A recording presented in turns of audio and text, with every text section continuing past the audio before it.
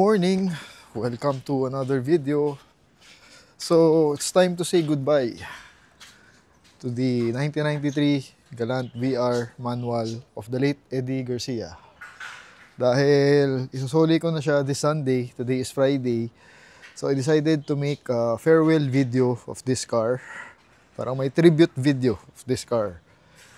I'll discuss the things that I like about this car and the things that I don't like about this car.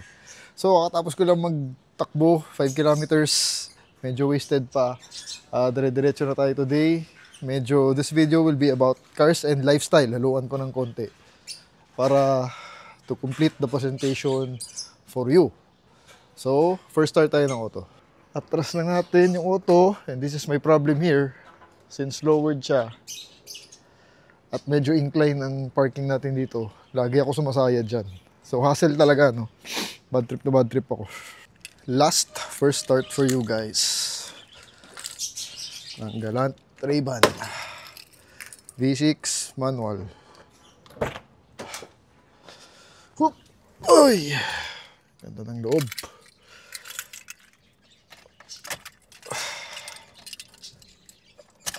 Yan. First start.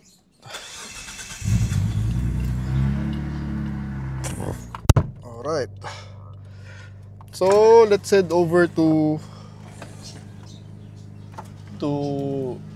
a part in village. Doon tayo mag-vlog to discuss the things that I like and don't like about this car. No? So sad to let her go. Siya nga pala, I'll try to speak more in English, sorry.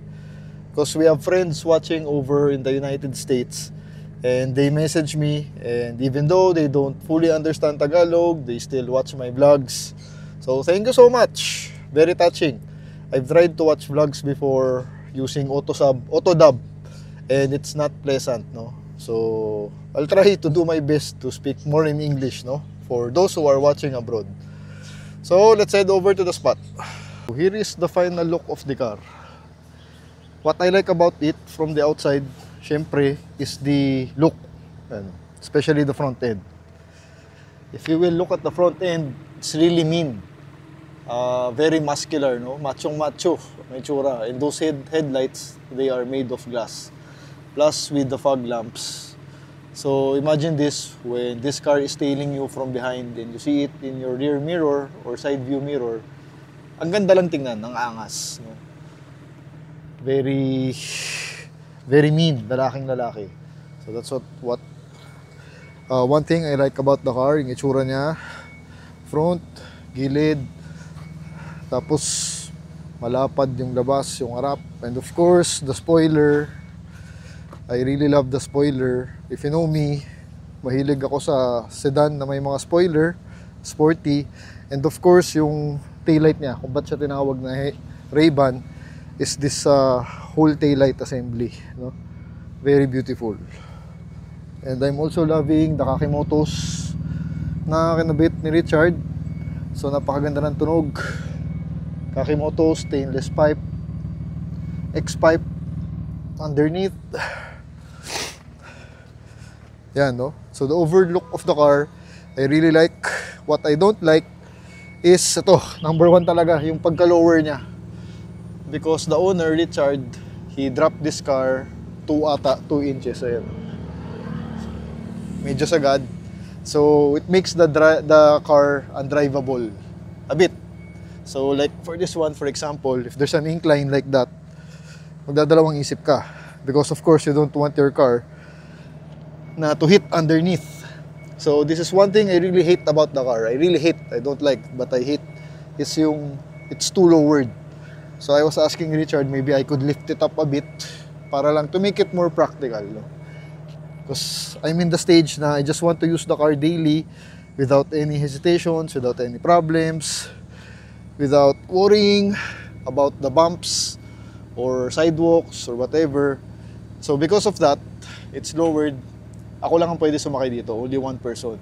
If I include my wife, the kids, the yaya, it will be too lowered already. So kaya I really don't like this one. Although it looks good, syempre, when you take a look at it from afar. Pogi siya, mababa. but it's just too low, which makes it impossible to drive sometimes. So yun lang what I don't like about the car from the outside. And the size of the mugs, the stock is 15. So during that time in the 90s, hindi naman uso yung big mugs, no? Because right now it's already 17s, 18, 19s on the sedan, but during that time it was 15. So it's a little too small for me, and you need to offset pa kasi medyo pasok pa yan. Medyo pasok pa sa fender. So pangit lang tingnan din. So if this was my car, I probably change this to a 16 or 17s. Tapos I will lift it up a bit to make it more drivable, more driver friendly. Kasi nga I don't want to think about the humps when driving her. Yung mag-aalala ko dahil sa sayad, no? So yun lang naman from the outside of the car. Right, so let's head over to David's in White Plains. Papagupit ako dahil hindi ko na naasikaso ang buhok natin. And let's visit Rain, our stylist. Let's include her in the vlog. She doesn't know. Rain is also a subscriber, a loyal subscriber together with her husband. So surprise natin siya. Singit natin, no? So, what I like about the Galant from the inside, of course, the interior, the cloth material. It's very spacious inside, sa likod, sa harap. So, the space, very spacious. So, it makes me feel more comfortable because I have more space, abundant in space, no? Because it is a big sedan. Also, what I love about the Galant is the aircon.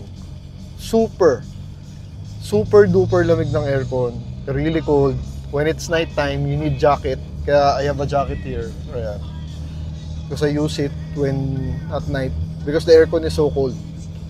So that's one thing I love about the Galant is yung aircon niya won't fail you.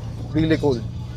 Then next, of course, we have the climate control because this is the top of the line variant. So everything is quite luxurious, medyo from the inside, except for the power seats. Yun nga, for the seats, one thing I don't like is it's manual, the lever ba.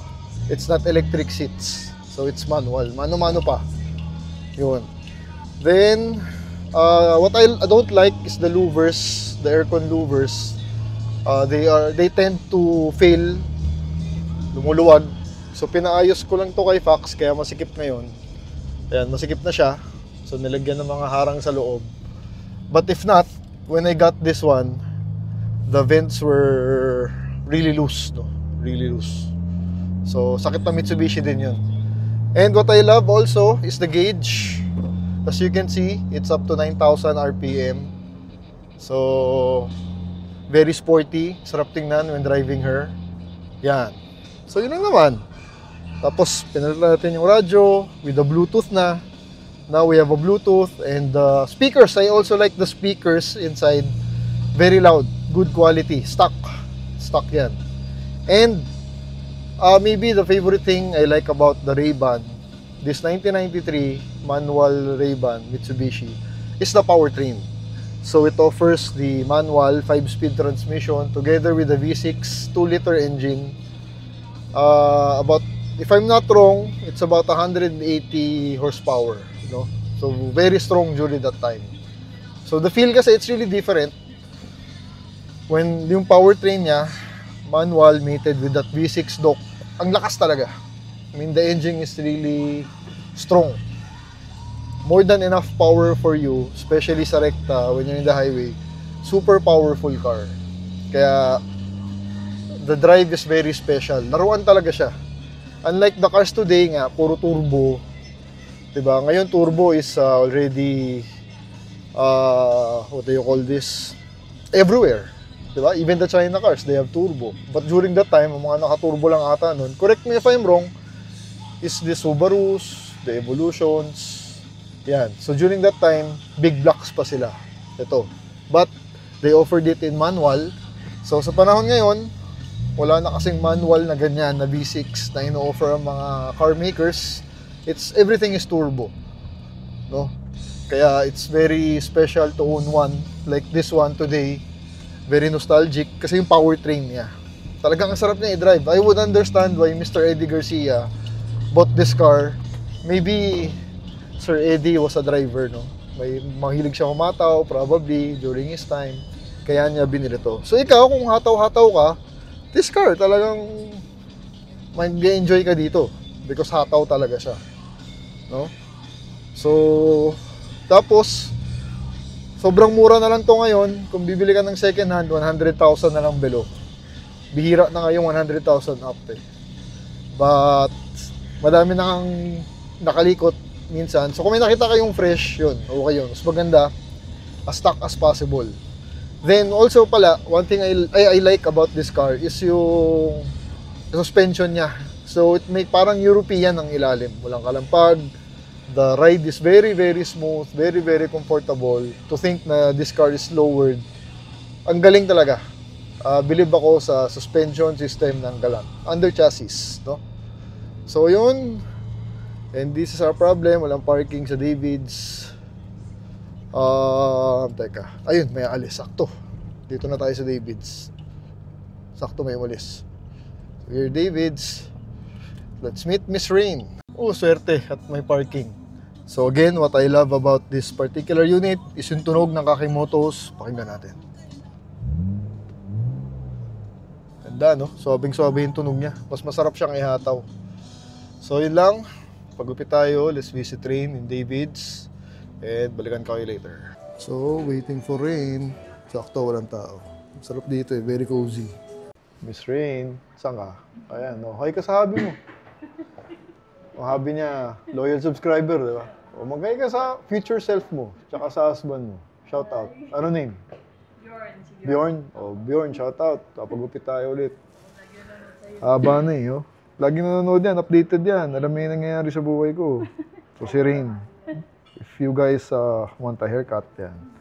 Go here in White Plains. David, look for Rain. Kaya lang, marami ng kliyente yan eh. Pila na siya eh. Pero ayos yan. Magaling. Anyway, balikan ko kayo later. Yan, update. Yung gilid. Gilid ng pinapalinis ko kay Rain lagi. Gunting lang. Ayoko kasi yun ng shaver masyado. Razor. Feeling ko, it's not good for your hair. Mas natural yung gunting. Yan. Update. Yan. Linis na, no? Thank you rin, no? Pagupit kayo. Ano mas gusto mong ginugupitan mo? Babae, lalaki? Babae, no? Kasi kung lalaki, simple lang. Gupit-gupit lang. Kung babae, may arte-arte. Thank you. Yan. Malinis na. Nice. Thank you, Rain. Thank you, Davids. Last look of the engine. This is the best feature of the car for me. It's the powertrain. 2-liter V6 DOC 24 valve. Correct me if I'm wrong, horsepower maybe 170 to 180. I'm not so sure. So this makes the driving experience very, very special for this car because it's very, very strong. Ang lakas ng torque, ang bilis mag-accelerate, it makes you feel very confident, no? So this engine, tsaka maganda yung itsura. There's no cover, there's no anything.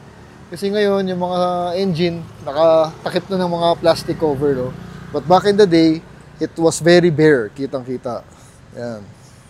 Yan, no? Kung titignan mo si Galant, standing out from the crowd. Ganda sa parking lot. Yung style kasi talaga niya, no?